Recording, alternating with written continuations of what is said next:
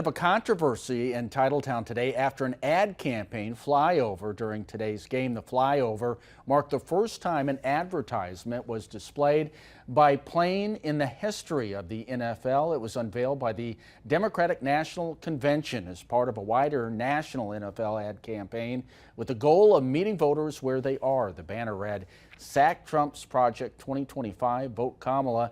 DNC spokesperson Stephanie Justice issued a statement on the flyover that reads in part, quote, "Trump's Project 2025 agenda is a dangerous plan to give him unprecedented power over Wisconsinites' daily lives, hike taxes on typical families by nearly $4,000 a year, and give tax giveaways to his billionaire friends," end quote.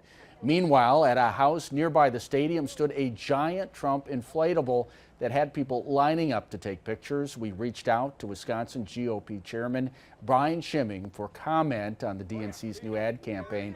He released a statement that reads in part, quote, "Considering the DNC has always viewed Wisconsin as a flyover state, this latest airborne publicity stunt should come as no surprise to anyone. Thanks to the disastrous policies of Kamala Harris and Joe Biden, Packer fans are paying more than ever to tailgate outside Lambeau, with grocery prices rising more than 25% over the last 4 years," end quote.